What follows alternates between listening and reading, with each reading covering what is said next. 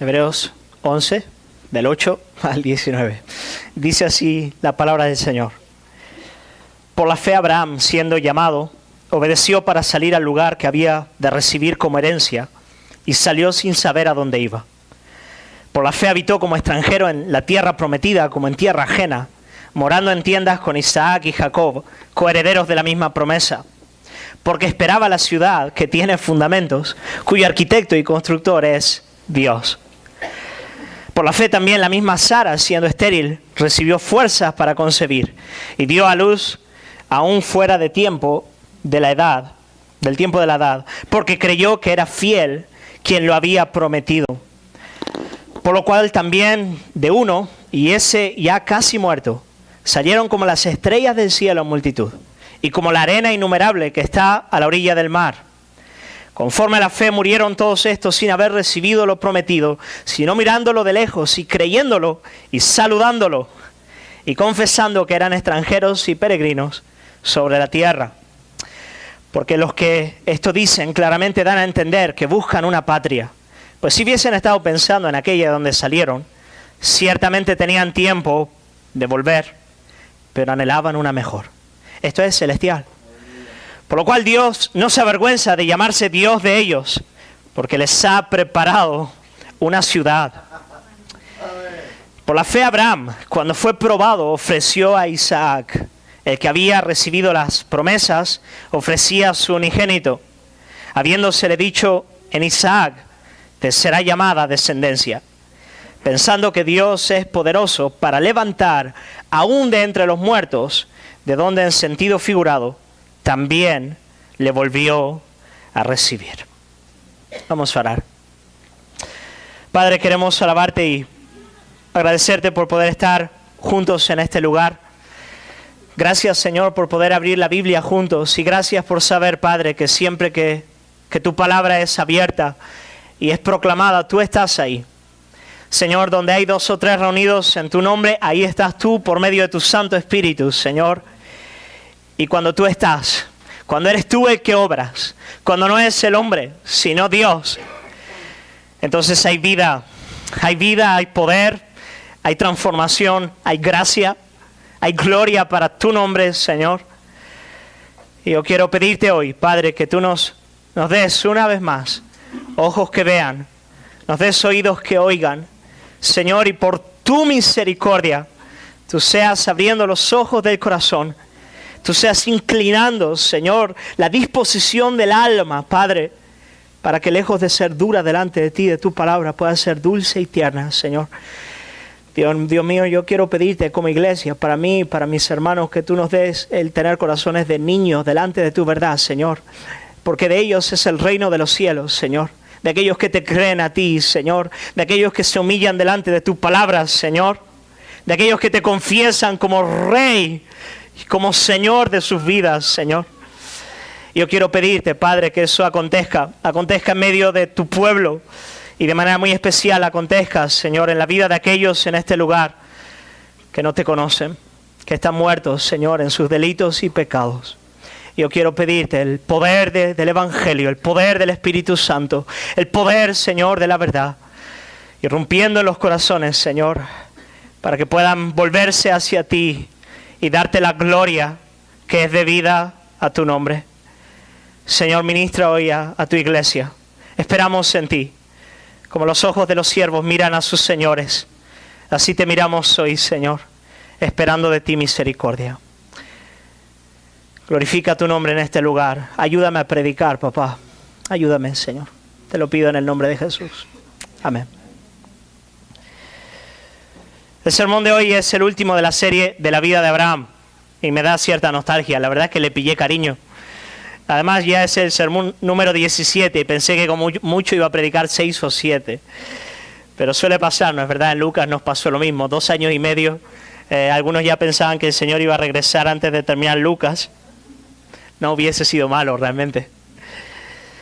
Pero quiero terminar con esta serie hoy. Hay más narrativas de la vida de Abraham, que nos vamos a dejar en el camino. Pero creo que es un buen momento para seguir adelante como iglesia en algunas otras cosas. Pero lo que quiero hacer en este sermón es recordar y enfatizar algunas de las verdades más importantes que hemos aprendido en estos 9 meses. Eso es lo que quiero hacer. Y he escogido Hebreos capítulo 11, del 8 al 19, porque aquí tenemos un compendio de la vida de Abraham.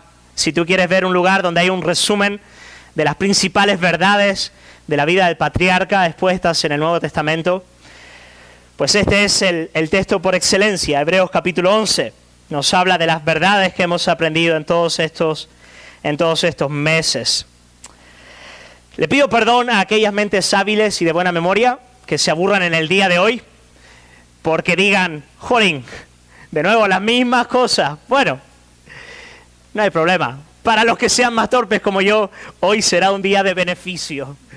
Así que si hoy el Señor te habla, puedes pensar que eres torpe, pero para la gloria del Señor. Es broma, iglesia, es broma.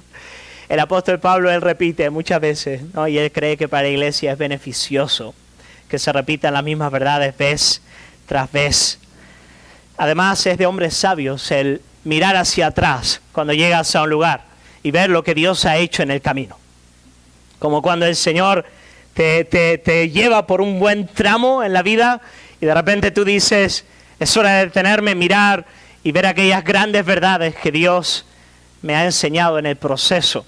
Yo tengo un diario, lo confieso, y en ese diario suelo escribir estas cosas que el Señor me va ministrando. Y hoy vamos a hacer más o menos eso, ir a la vida de Abraham y ver algunas de las verdades más importantes sobre la fe de Abraham, ¿vale? Así lo vamos a simplificar.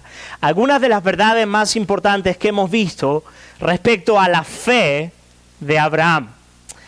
¿Cómo era la fe de Abraham? ¿Cómo es esa fe que caracteriza a la vida de todo verdadero creyente? Y este es un tema bien importante, es el gran tema del capítulo 11 de Hebreos. En el versículo 6 se nos dice, pero sin fe es imposible agradar a Dios. No podemos agradar a Dios si nuestra vida delante de Él y nuestras obras delante de su presencia no nacen de la fe. La fe es absolutamente esencial para que Dios esté contento con nosotros. En efecto, el versículo 8, cuando habla de Abraham, lo primero que destaca es, por la fe Abraham obedeció. Siendo llamado, obedeció. Por la fe Abraham, siendo llamado, obedeció.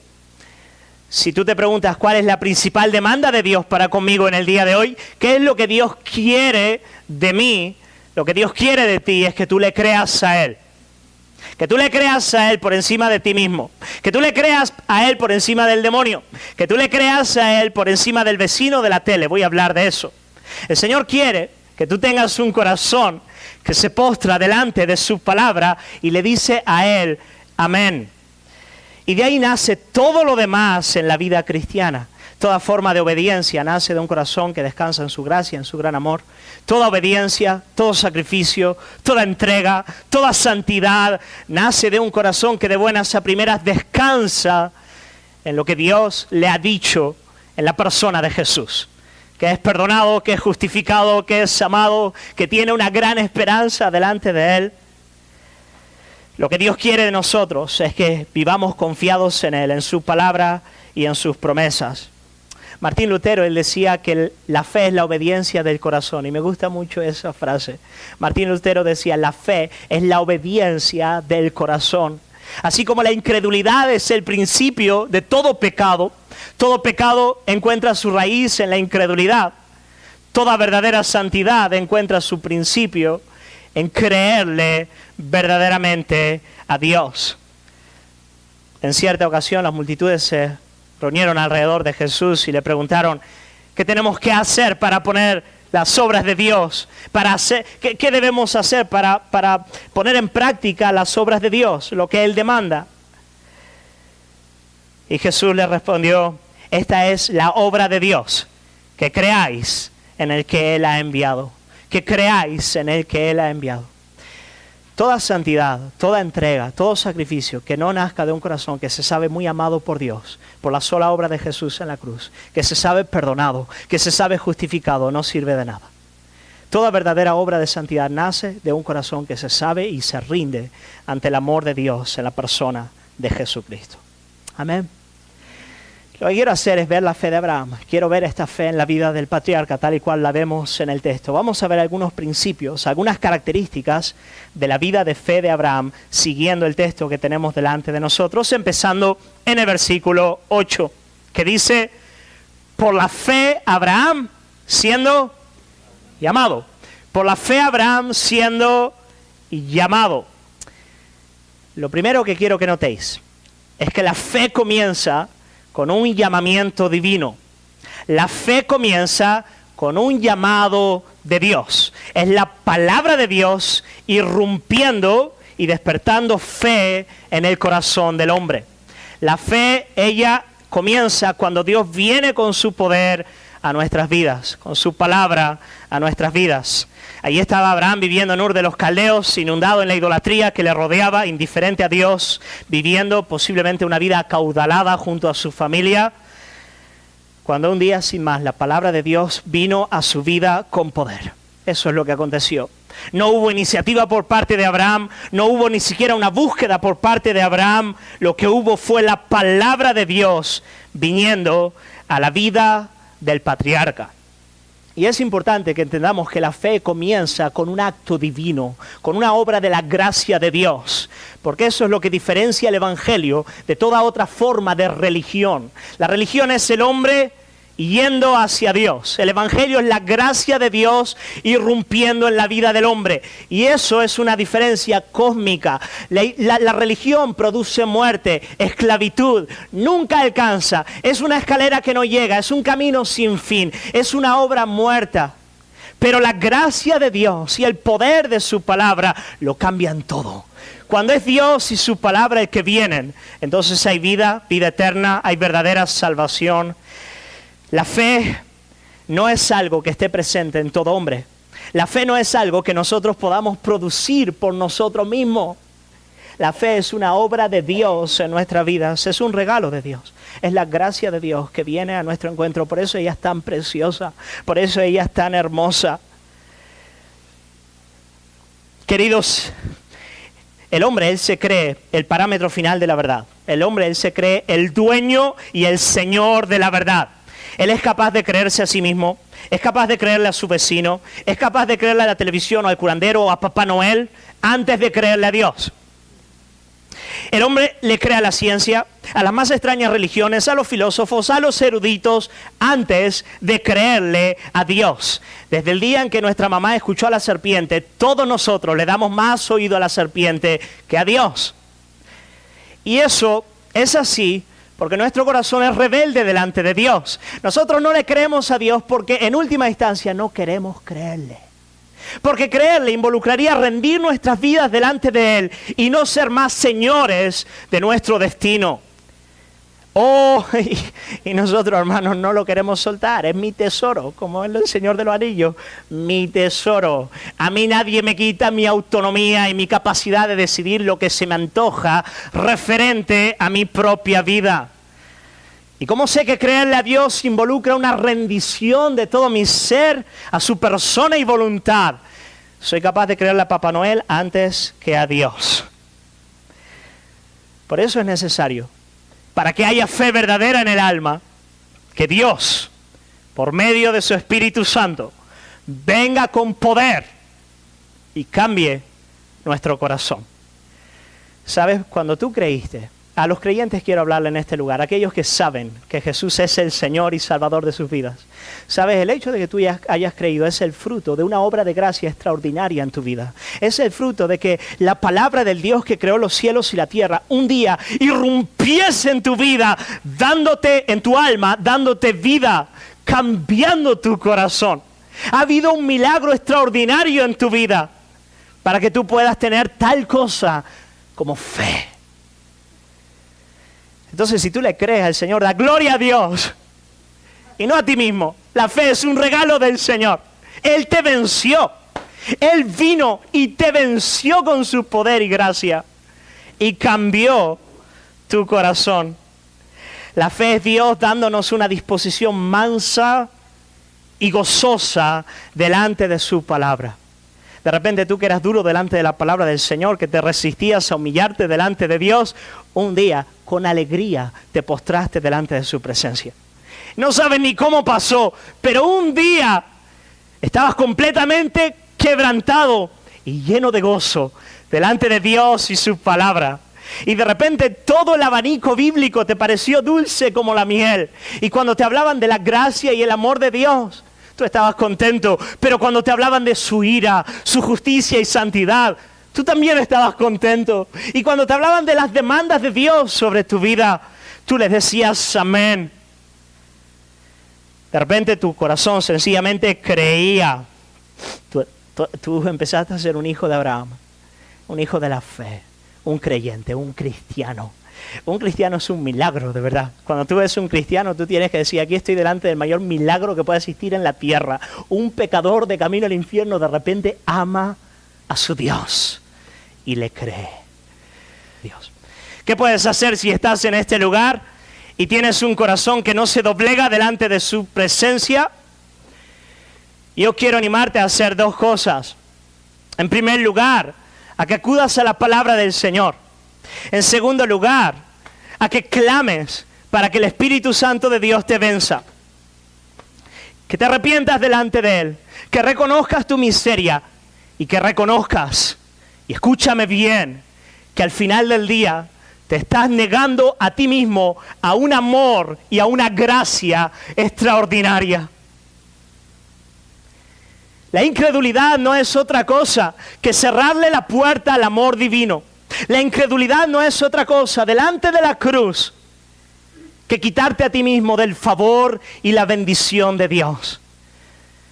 Porque cuando decimos que Dios quiere que le creamos, decimos que Él quiere que le creamos cuando Él dice que somos pecadores, sí. Pero también cuando Él dice que en la persona de Jesús, Él viene a perdonarnos y a darnos su bendición. Ese es el mensaje del Evangelio. Y cuando tú no le crees a Dios, tú te estás privando de un gran amor. Estás cerrando las puertas y diciéndole no a la gracia y a la cruz del Salvador. Sí, yo quiero animarte a arrepentirte de la incredulidad. No hay mayor pecado que ese. Quiero animarte a acudir a la cruz. Y quiero animarte a pedir el poder del Espíritu Santo de Dios, venciendo la dureza de tu corazón. Aquí vemos a Abraham que siendo llamado por la fe, habiendo sido llamado por la fe, Abraham obedeció. Y vamos a dar un paso más, ¿vale? La fe comienza con un llamamiento divino, pero la fe deriva invariablemente en obediencia. El fruto de la fe es la obediencia. Por la fe, Abraham, siendo llamado, obedeció. Y eso siempre ocurre, siempre ocurre. La evidencia de una fe genuina siempre es la obediencia. La fe ya se expresa en obediencia. ¿De dónde? Razonamos de manera muy natural que el que no obedece no cree. El que no obedece no cree. El que no vive una vida de obediencia delante de las demandas de Dios está mostrando en todo caso una fe falsa, una fe espuria, una fe que no es genuina. Hermanos, no es suficiente tener un credo, tener un concepto, tener una idea de la persona de Jesús y de lo que Él ha venido a hacer en nuestro lugar. La fe verdadera es un tipo de vida que cambia todo el ser. Es algo que cambia tus pensamientos, cambia tus afectos, cambia tu manera de vivir. En efecto, Santiago, el hermano de Jesús, en su epístola, él hace una distinción entre la fe de Abraham y la fe de los demonios. Y es muy notable ese capítulo 2 de Santiago. Y él dice, mira, los demonios, ellos tienen una doctrina extraordinaria realmente. Fascinante. En realidad, tú conoces a Dios, sabes que Él es uno, pues también los demonios lo saben. Y lo saben de tal manera que tiemblan delante de Dios. Pero a diferencia de los demonios, Abraham tiene una clase de fe que le lleva a amar a Dios. Los demonios tiemblan delante de Dios. Ellos viven ansiosos. La característica del demonio es el terror, es el temblor, es lo que él produce en el hombre. Pero Abraham tiene un corazón que ama a Dios, porque ha experimentado su gracia. Y la fe descansa en las promesas de la gracia de Dios. Él ha abierto su corazón, no solamente a ese Dios terrible de gloria, que los demonios también conocen, Pero es a Dios que en la persona de Jesús se manifiesta como un Dios precioso y bueno para con el pecador. Abraham ama y por lo tanto, ¿qué hace? Obedece. Y ahí está la prueba de la fe de Abraham. Él es obediente delante de Dios. Él vive una vida recta delante de su Dios. La verdadera fe ya se expresa en una vida de amor y de verdadera obediencia. Y es interesante ver en el texto, en el versículo 8 todavía, que la fe de Abraham, ella se expresa en una obediencia que le lleva a salir. A salir. Eso es lo que Abraham hace. Abraham sale, ¿os acordáis? Primero sale de Ur de los Caldeos, después sale de Harán para seguir en dirección a la promesa que Dios le había dado. Allí estaba Abraham, viviendo para su propio bienestar y realización personal, viviendo tal vez para su familia y poco más. Ahí estaba Abraham viviendo su vidilla en su mundillo, pero de repente llegó el llamamiento divino y él rompió con su pasado. Y eso siempre ocurre cuando el llamado de Dios viene. Lo más importante para mi vida ya no es mi familia, ya no son los sueños que venía trayendo hasta el momento, ya no son las perspectivas de vida que tenía. Yo rompo con esas cosas para vivir otra vida. Abraham tuvo que abandonar sus sueños y planes, proyectos de autorrealización personal. Abraham no podía seguir siendo el Señor de su vida y al mismo tiempo seguir el llamado divino. Él entrega su señorío, el señorío de su vida. Abraham le dice a Dios, haz tu voluntad en mí. Eso es lo que él le dice. Y eso es lo que siempre acontece en un creyente. En un verdadero cristiano hay un salir. Hay gente que se dice creyente, pero nunca ha salido. Sigue siendo amo y señor de su vida y viviendo para su propia autorrealización personal y cuidado de sí mismo. Pero el verdadero creyente es alguien que sale, que tiene nuevos proyectos, nuevos planes, nuevos sueños, que ha sido preñado de los propósitos de Dios. Vive para otra cosa, su Señor es otro y su camino es otro. Una de las cosas más importantes que hemos aprendido de la vida de Abraham es cómo Dios fue cambiando el orden de valor y prioridades en su vida. No sé si os acordáis de varios sermones en los que estuvimos hablando de este asunto. Abraham, al principio, él se movía por los temores económicos en vez de por los planes de Dios. ¿Os acordáis? Él se va a Egipto con miedo por la hambruna que habían experimentado. Vemos a Abraham valorando más su propia seguridad que a su esposa. Hemos visto a Abraham despreciando los planes de Dios por no tomar su lugar en el hogar, en Génesis capítulo 16. Pero poco a poco Dios fue poniendo en orden los valores de su corazón y Abraham, él comenzó a vivir la vida de Dios, una vida de amor y de servicio. El Señor fue cambiando poco a poco, el orden de valores y prioridades del corazón de Abraham. Y lo mismo nos ocurre a nosotros. Cuando venimos a Cristo, venimos a partir de una realidad adámica en la cual estamos infestados de una egolatría mortal, de un tipo de egocentrismo asfixiante que es el mismo infierno en el alma. Es un narcisismo que nos lleva a ahogarnos dentro de nosotros mismos, porque nos creemos Dios. Pero cuando venimos a Cristo, pasamos a vivir la vida de Dios. Él viene a cambiarnos. Y entonces yo, que ambicionaba y amaba mucho más a mi trabajo que a mi esposa y a mis hijas, empiezo de verdad a amar a mi esposa y a mis hijas. Y yo, que deseaba un gran ministerio en el Evangelio, quería ser un superstar del mundo evangélico, quería alcanzar, de repente amo a mi niña y me ocupo de mi matrimonio por encima del ministerio. Yo, que buscaba la autorrealización en mi dinero, en el dinero o en los estudios, en el conocimiento, de repente me empiezo a dar cuenta de que la persona más sencilla de la iglesia, aquella que a los ojos del mundo es despreciada, de repente empieza a ser vista por mi alma como alguien muy digna de mi amor. Y entonces me miro y digo, ostras, ¿qué está pasando? ¡Wow! ¡Gloria al Señor! Es Cristo en mí. Yo no soy así. Yo tiendo a amar a aquellos que me conviene y que me pueden dar alguna cosa en beneficio de mi amor. Algún estatus social o algo por el estilo. O dinero. Pero de repente empiezo a amar de verdad. Empiezo a vivir la vida de Dios. Una vida de amor y de servicio. Hay este salir que siempre acompaña a la verdadera fe. Y yo tengo que preguntarte hoy, en esta mañana, si tú has salido, si tú has entregado el señorío de tu vida a Cristo, si tus planes son los planes de Dios, si tú vives mortificando a la carne, si tú vives luchando contra el pecado. Hay gente que dice que cree, pero sigue esclavizada por los vicios, la inmoralidad sexual, la pereza, la autocomplacencia, el chismorreo. Hermanos, si tu vida gira alrededor de esos vicios, tú no has salido. Pero aquel que le cree a Dios, él ha salido. Él vive otra clase de vida. El rumbo de su vida ha cambiado. Hermanos, no que sea perfecto, ¿vale? No que el creyente sea una persona inmaculada, ¿no? Que lo veas brillando. No, claro que no. Esperamos la glorificación cuando el Señor se manifieste y seamos tal y como Él es.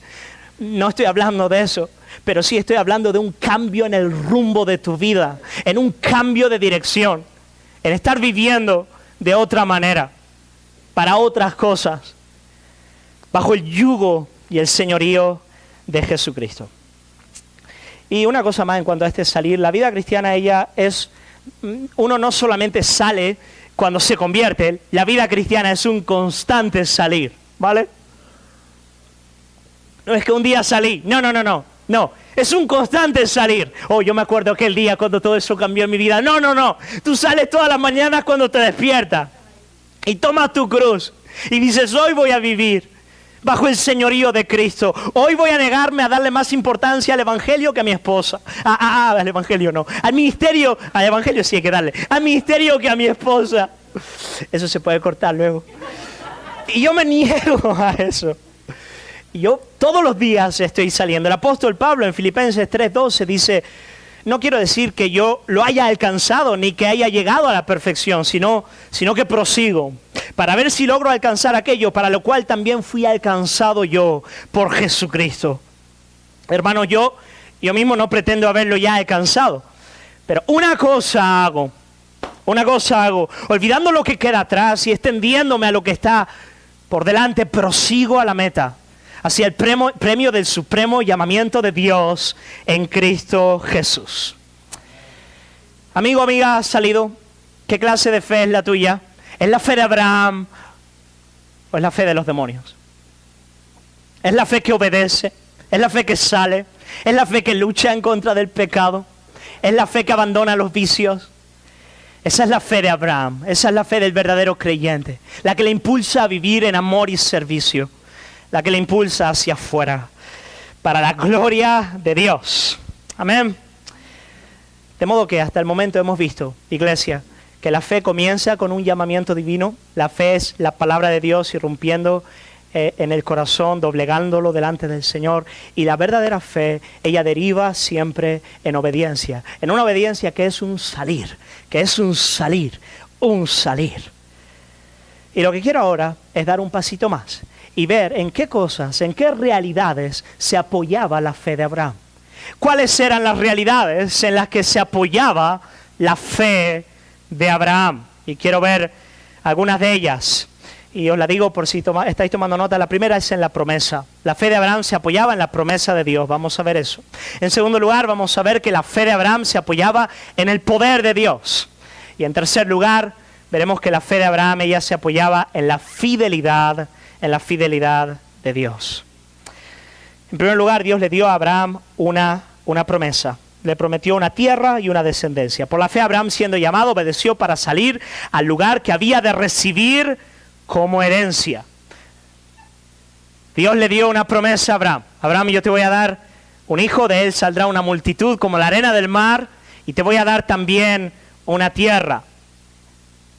Pero hay dos cosas muy interesantes en cuanto a la promesa que Dios le da a Abraham. Dos cosas muy singulares que hemos visto en todo el transcurso de la meditación de estos meses en la vida de Abraham. La primera de ellas es que junto a la promesa no había un itinerario, no había un mapa. El Señor le dio a Abraham una promesa, pero no le dijo exactamente de qué iba. Le dijo, yo te voy a dar una tierra, pero luego no le dio el itinerario para que pudiese él saber cómo llegar a esa tierra o exactamente cuáles eran las dimensiones de esa tierra. Y hermanos, para nosotros como occidentales eso es la muerte. Realmente, o sea, tenemos la extraña, en un sentido no estoy diciendo que sea malo, pero sabéis, tenemos la la necesidad de tenerlo todo controlado. Tenemos la necesidad de saber exactamente cuáles son los pasos que van a venir a seguir. La vida de fe no funciona de esa manera. En realidad Dios le da a Abraham la promesa y Abraham sale sin saber a dónde iba, versículo 8. Sin saber a dónde iba. Eso da vértigo. Eso da vértigo. Para una generación como la nuestra del GPS, hermano, yo sin el GPS no sé llegar de mi habitación al servicio. O sea, no tanto, pero yo lo necesito de verdad. Pero el Señor no hace eso. El Señor le dice a Abraham, yo te doy una tierra. Y yo tengo una promesa para ti, pero yo no te voy a decir cuál es. Y yo me preguntaba, ¿por qué Dios actúa de esa manera? ¿Por qué Dios actúa de esa manera con nuestras vidas? Porque al creyente le pasa lo mismo. En la persona de Jesús, Dios nos ha dado grandísimas promesas, pero no logramos visualizar el plan completo. Él no nos lo ha mostrado. No nos muestra cuál es el camino por el que ir. Sencillamente nos llama a seguir a Jesús. Como al lado del mar de Galilea, cuando el Señor le dice a los discípulos, sígueme. Ya está. Ellos tenían que dejarlo todo y seguirle. ¿De verdad? ¿De verdad que la vida cristiana es así? ¿Por qué Dios actúa de esa manera? ¿Por qué yo tengo que dar ese paso de seguirle, aunque no sé exactamente cuál es el fin al que me va a llevar? Hermanos, el que te está llamando es Dios, ¿vale? Es Dios. De modo que Él no nos da el camino completo, porque en primer lugar, Él quiere que aprendamos a confiar en Él. A confiar en Él. Sabéis, nosotros tenemos un extraño delirio de poder. Es extraordinario ver al hombre en su pecado. Si no fuese triste sería ridículo. Realmente nosotros pensamos que controlamos las cosas, cuando ahora mismo si te da un ictus o a mí caigo aquí noqueado, ya está. Pero tenemos la extraña idea de que podemos decir, mañana haremos esto y pasado haremos lo otro, hoy contrataremos, mañana venderemos. Y Santiago dice, ridículo, es que no os veis. Y el Señor, y ¿sabes qué pasa? Esa ilusión de poder nos desgasta, nos mata, nos consume. Y el Señor nos quiere sanar. La fe sana porque nos hace descansar en aquel que sí tiene el control. Y entonces Dios nos da el plan completo para que nosotros podamos aprender a descansar completamente en Él. En segundo lugar, el Señor no nos da el plan completo porque sencillamente no nos serviría de nada, hermano. No nos serviría de nada. Ahora mismo nosotros no podemos visualizar lo que Dios tiene preparado para nosotros. Es cosa que ojo no vio, ni oído yo, ni llegó al corazón del hombre. Es lo que Dios tiene preparado para nosotros. De manera que no nos serviría de nada ahora que Dios intentase de alguna manera mostrarnos el gran plan. Yo tengo el gran proyecto de que mi hija sea ingeniera electrónica, igual que Ricardo. Y entonces, deseoso de que ella cumpla ese glorioso objetivo en su vida, me acerco, ahora tiene 4 añitos, y le digo, mi amor, vamos a empezar con álgebra, ¿no? Y no sé la verdad de mucho de ingeniería electrónica, pero veamos física cuántica, ¿no? Para que y mi nena va a estar mirándome así, diciendo, madre mía, ¿qué está pasando? ¿Qué le pasa a papá realmente? ¿Qué quiere? O sea, no da. No, ella me tiene que seguir. Ella tiene que creer que ahora mismo aprender las letras C mayúscula y minúscula es un gran paso en la dirección del plan que yo tengo para su vida. Lo mismo pasa con Dios. Pero sabéis, yo creo que el Señor Él no nos da el plan completo en gran parte porque nos veríamos tentados a opinar. Y el Señor quiere librarnos de tan gran pecado. De verdad. ¿No? Nos veríamos tentados a decirle, ¿por qué ese camino precisamente no me gusta? ¿Por qué no vamos por aquel? ¿No? Y sería triste. Entonces creo que el Señor nos libra de un pecado mayor cuando no nos dice exactamente qué viene. El Señor quiere hacer en nuestras vidas mucho más de lo que nosotros podemos imaginar y por lo tanto Él actúa de esa manera. Yo creo que yo usé este ejemplo aquí, pero es el mejor que tengo, así que lo voy a volver a usar. Pero sí es Lewis, él dice que la vida cristiana es como alguien que llama a una persona para limpiar su casa y su casa está muy muy sucia, ¿vale? Y hay cosas que están aberrantemente mal en la casa. Hay, yo qué sé, hay pan tirado en el salón, hay barro en la entrada en el comedor. La casa está muy mal. Entonces tú llamas a la persona para limpiarla y y le dice, mira, estas cosas, bueno, puedes ver, hay mucho para limpiar aquí, quita esto, quita lo otro, lo necesito de verdad. Estos vicios, estas cosas en mi vida, quítalas porque son muy malas. Y la persona viene y empieza a limpiar. Y quita el pan, limpia el barro y todo eso. Pero de repente, una vez la persona ha quitado lo grotesco, de repente tú la ves cogiendo un mazo y dándole con todo a la pared del salón. ¡Pah! Y tú dices, ¡no! Yo no te he llamado para eso. ¡Pah! Y lo ves quitando aquel pequeño sofá que tanto amas en esa cara y empieza a romperlo todo. Y tú dices, espera. Yo no te he llamado para esto. Te he llamado para quitar la basura nomás. Pero de repente te das cuenta que lo que esa persona está haciendo es levantar columnas por allá, columnas por aquí, paredes gigantes. Lo que ella quiere hacer es una mansión.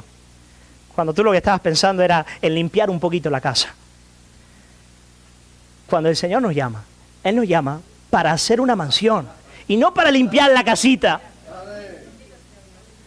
Eso es lo que Él está haciendo. Amén, gloria al Señor. Ahora es interesante, en la vida de Abraham, gente, todavía en cuanto a la promesa, nos damos cuenta de que Dios no solamente no le da un itinerario, Dios también llama a Abraham a adentrarse a un proyecto que él no vería finalizado en su vida terrenal.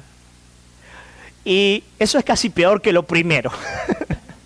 No sé qué es más difícil para la fe, pero la verdad es que Abraham es llamado a adentrarse en un proyecto que él no vería completado. Abraham moriría saludándolo a lo lejos, como dice Hebreos. En el versículo 13, conforme a la fe murieron todos estos sin haber recibido lo prometido, sino mirándolo de lejos y creyéndolo y saludándolo y confesando que eran extranjeros y peregrinos sobre la tierra. Abraham fue llamado a adentrarse en algo que él no vería hasta el final en su vida. Lo mismo le pasa al creyente. Nosotros seguimos a Cristo, pero sabemos que hasta que Él no se haga presente, todavía su obra no se va a terminar. Eso exige para una generación microondas como la nuestra, que queremos empezar un proyecto hoy y terminarlo ayer, eso exige gran fe y gran confianza en la gracia y misericordia de Dios. Ahora quiero responder a una pregunta bien importante en este punto. ¿Cómo pudo Abraham adentrarse en un proyecto como este? ¿Cómo pudo Abraham creerle a Dios en una promesa de la cual él no tenía itinerario y a la cual él no vería realizada hasta el final? ¿Cómo podía Abraham actuar de esa manera? La respuesta es sencilla, la encontramos en el versículo 10, cuando se nos dice que Abraham vivió como un extranjero en la tierra prometida porque esperaba la ciudad que tiene fundamentos, cuyo arquitecto y constructor es Dios. Fijaos qué interesante. Abraham, él sale de su tierra porque él tiene la firme esperanza. Él tiene la firme esperanza de que Dios le ha preparado una ciudad. Dios me ha preparado una ciudad. Es increíble ver que Abraham, él ya tenía cierto conocimiento de que la propia Canaán física era solo una sombra de algo mucho más glorioso. De una ciudad que tiene fundamentos, que es eterna, que permanece, cuyo arquitecto y constructor es Dios. Y tal era la esperanza de Abraham en esa ciudad que Dios le había preparado, que en los versículos 13 al 16 leemos lo siguiente. Y venid conmigo. Dice en cuanto a Abraham y al restante de hombres de la fe de que se nos está hablando en Hebreos 11, dice, conforme a la fe murieron todos estos sin haber recibido lo prometido, sino, fijaos qué increíble esto, fijaos esto, mirándolo de lejos y creyéndolo, y más que eso, saludándolo. ¿Sabéis lo que es saludar aquí? Es darle la bienvenida.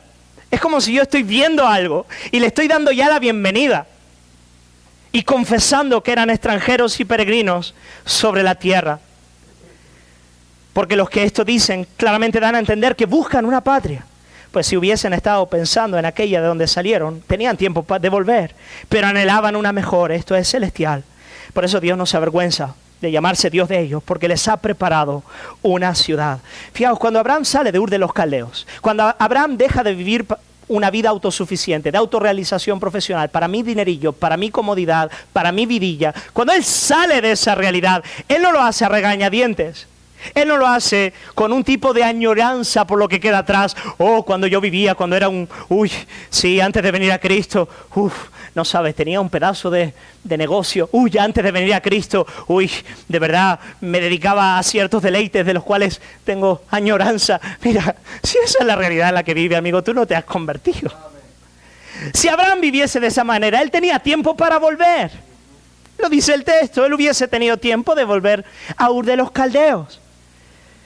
Pero Abraham vivía con un tipo de esperanza, con una visión de la esperanza de gloria profunda. Tanto es así que él veía las realidades celestiales y las saludaba. Él les decía, hola, ahí voy, es cuestión de tiempo, en poquito estoy ahí. Yo lo veo como el niño que está ansioso por dar el salto, por ir. Esa era la clase de esperanza que albergaba el corazón de Abraham. Abraham abandona Ur de los Caldeos, abandona la ciudad de los hombres, porque él tiene delante de sí una ciudad mucho más preciosa y una esperanza que no es conceptual, no es una esperanza abstracta, una idea en la cabeza sobre las realidades del cielo y la esperanza de gloria, no. Él lo estaba viendo. Es como si él lo saborease, lo gustase, lo palpase. Y tú me dices, ¿cómo es posible que el creyente pueda tener tal visión de la esperanza que está delante de él? ¿Cómo es posible que las realidades del cielo sean para mí no un concepto distante, sino la miel en mi paladar? Pues el apóstol Pablo nos da la respuesta en Efesios capítulo 1, versículo 13. En Efesios 1, 13, el apóstol Pablo nos dice: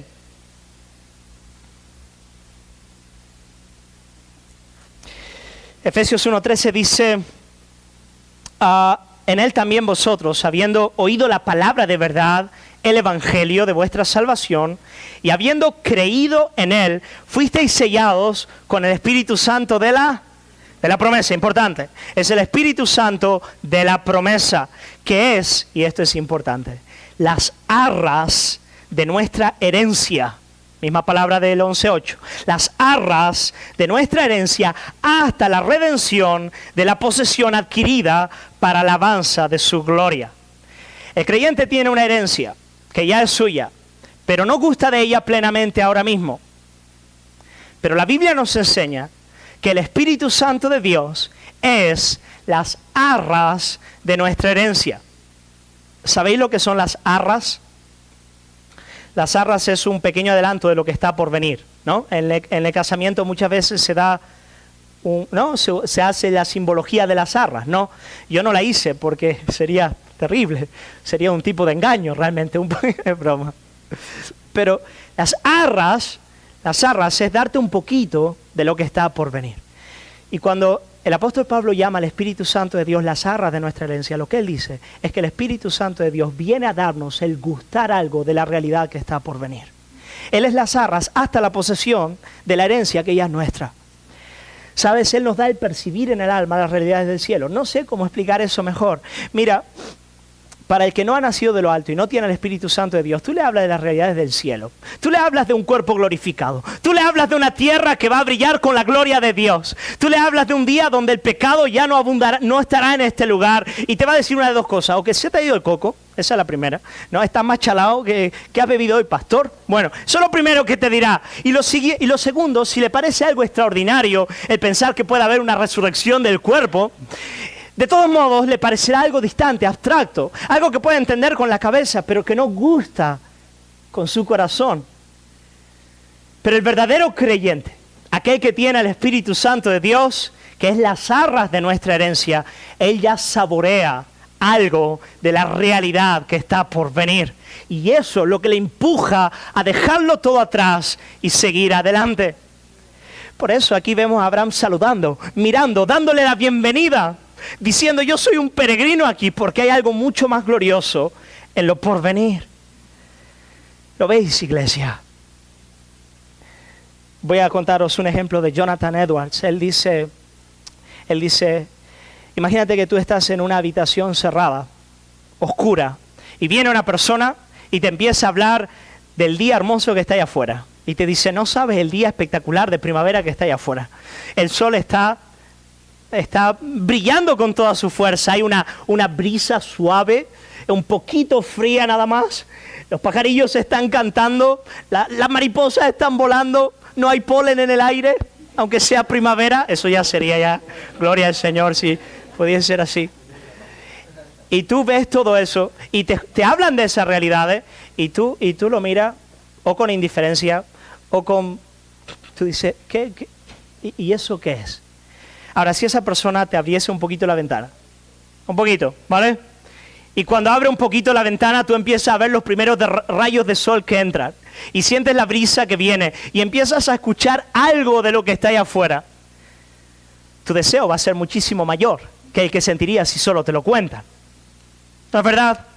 Pues eso es lo que el Espíritu Santo de Dios hace cuando llena nuestras vidas. El Espíritu Santo de Dios nos permite gustar algo de la realidad que está por venir. Y eso es lo que vivía Abraham. Abraham tenía una gran esperanza. Él vivía saludando, viendo lo que está por venir. Yo doy gloria al Señor por eso. Yo doy gloria al Señor por eso. Para ir terminando, porque me he alargado mucho en estos puntos ya. La fe de Abraham, y en esto voy a cerrar. La fe de Abraham, ella descansaba en la promesa de Dios, descansaba en el poder de Dios. Porque si os acordáis, Abraham fue llamado y Dios le dijo que iba a tener un hijo, pero Sara era estéril. Y uno de los grandes énfasis de toda la vida de Abraham es que Dios le da promesas a Abraham que están mucho más allá de su fuerza. De modo que Abraham tenía que vivir confiando en el poder de Dios. Esa es la vida cristiana. Tú te levantas todos los días esperando en el milagro divino. Tú vas a actuar. Tú tienes una parte, pero lo tienes que hacer en el poder de Dios. Yo me voy a mover, pero yo sé que dependo del poder de Dios en mí. Eso es lo que Abraham aprendió en toda su vida. Y finalmente Abraham confiaba en la fidelidad de Dios, en la fidelidad de Dios. Es interesante cuando se nos dice en el versículo 11 que Sara recibió fuerzas para concebir.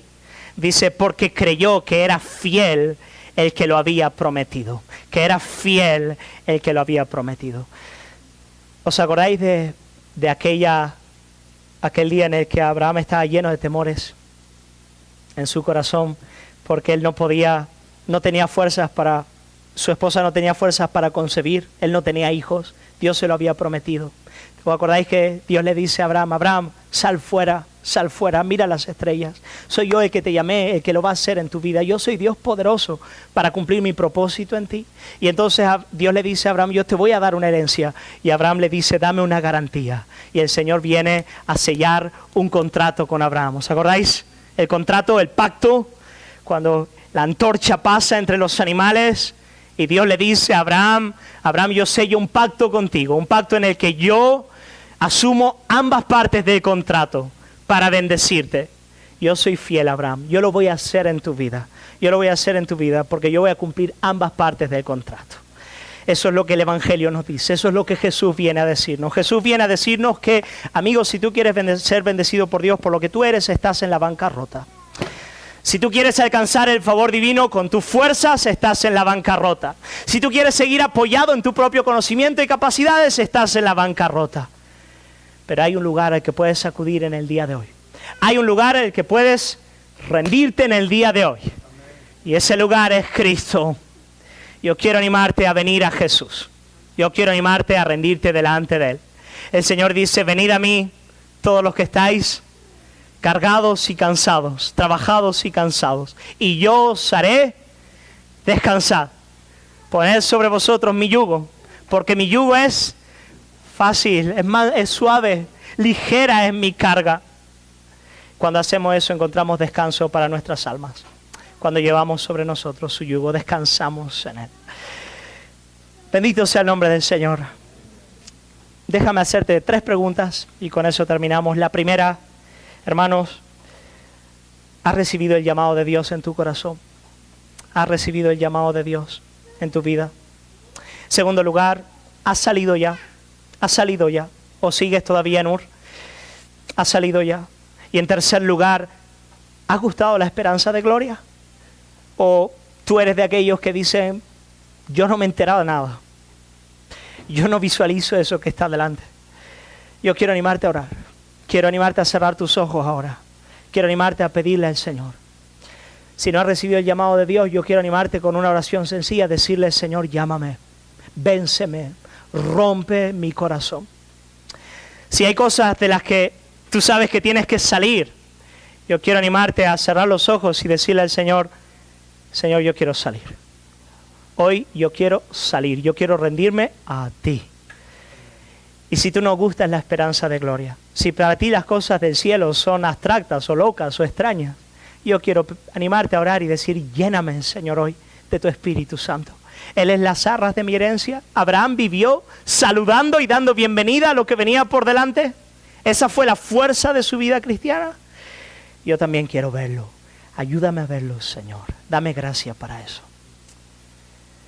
Señor, te damos gloria por tu palabra una vez más. Y el solo hecho de que estemos aquí y que habiendo millones de personas en este planeta que nunca han escuchado hablar de tu nombre, nosotros tengamos el privilegio de tener un glorioso evangelio, de tener un gran mensaje, Señor, de poder reunirnos en este lugar como pueblo tuyo para escuchar tu palabra.